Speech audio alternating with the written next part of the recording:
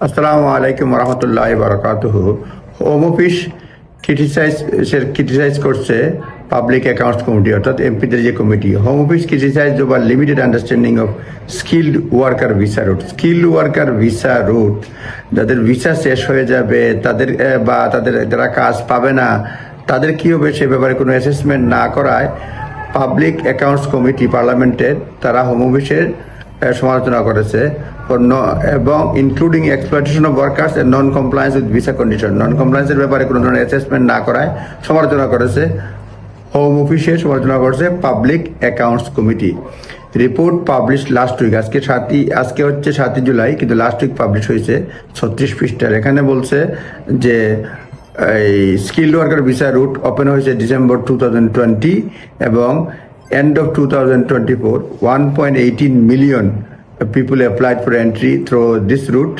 তার মধ্যে 6,48,100 application on health and care visa following route expansion in 2022।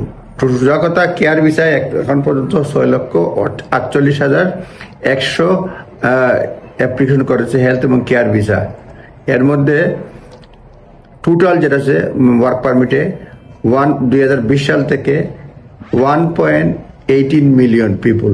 সুতরাং 6,48,000 অর্থাৎ 6.5 লক্ষের মতো হেলথ এবং কেয়ার ভিসা আসছে এবং টোটাল মানে 20, 21, 22, 23, 24 5 বছরে আসছে 1.1 মিলিয়ন পিপুল অ্যাপ্লাইড, এটা বলছে। ওভারঅল ইন দি ইনকোয়ারি মানে public Accounts committee find that Home office failed to properly assess risk associated with skilled worker route, including exploitation of migrant worker exploitation বা নন compliance visa condition, এগুলি কোনো analysis করে নাই, assess করে নাই কি হবে।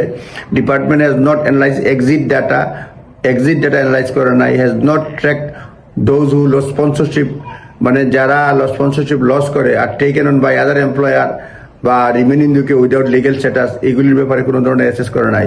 দি report state that Home Office made changes to skill worker visa route without full assessment of the risk or potential impact. Risk এবং পটেনশিয়াল ইম্প্যাক্ট এগুলি না করাই ল চেঞ্জ করছে এবং রুট কুইকলি চেঞ্জ করছে। Expanding route to support social care sector 2022 সালে এটা এক্সপান্ড করছে। Insufficient collaboration with other department, অন্য ডিপার্টমেন্টের সাথে কোলাবোরেশন করে নাই। On the role of immigration should play sectorial workforce strategies, sectorial workforce strategy থাকা দরকার ছিল। Expanding route to support social care work এটা করছে যে ইনসাফিসিয়েন্ট কোলাবোরেশন, অন্যান্য ডিপার্টমেন্টের সঙ্গে কোনো কোলাবোরেশন নাই এরা বলছে। Nearly 3 times more people use the route in past 3 years than home office expected। Home office expect যেটা করছিল তার চেয়ে 3 গুণ বেশি এই রাস্তা লোকজন ইউজ করছে। But it has not evaluate whether routes are meeting objective কি ইভ্যালুয়েট করে না এই রুটটা অবজেক্টিভ মিট করে কিনা। How use this route varied across the different সেক্টরসে এবং রিজনে কি ধরনের ভূমিকা পালন করে সেগুলোও দেখে থাকে না এগুলি বলছে। এবং expressing concern the lack of proper evaluation, Public Accounts Committee এটা অর্থাৎ পার্লামেন্টের মানে স্ট্যান্ডিং কমিটি স্থায়ী কমিটি বলছে প্রপার ইভ্যালুয়েশন এর জন্য কোনো ধরনের সিস্টেম ছিল না, এটা কনসার্ন উদ্বেগ প্রকাশ করেছে আর কি। এবং বিভিন্ন ধরনের তারা সমালোচনা করেছে হোম অফিসের, বিশেষ করে ওয়ার্ক পারমিটের এই জিনিসটা করার জন্য। Department also improve the processing time for sponsor licence application, reducing average from 41 days in 2002 to 34 days in 2024। Improve যেটা করছে সেটা বলছে যে স্পন্সরশিপ লাইসেন্স প্রসেসিং টাইম 44 দিন থেকে 34 দিন হয়েছে আর কি। আর বলছে দি home office current customer satisfaction target of 80% implies accepted of significant dissatisfaction, মানে বিভিন্ন বিষয়ে তারা বিবেচনা করছে যে ক্লায়েন্ট কেয়ার বা বিশেষ করে স্যাটিসফ্যাকশন কতটুকু এইগুলির বিবেচনা সবগুলো বিবেচনা করে দেখছে মোট কত। ওভারঅল তারা এক্সপ্রেস দেয়ার কনসার্ন উদ্বেগ প্রকাশ করেছে।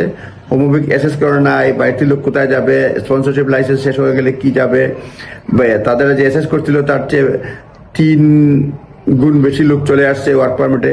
অনেক ধরনের সমালোচনা করেছে, আপনারা নিজ দায়িত্বে দেখে নেবেন। ধন্যবাদ। আসসালামু আলাইকুম।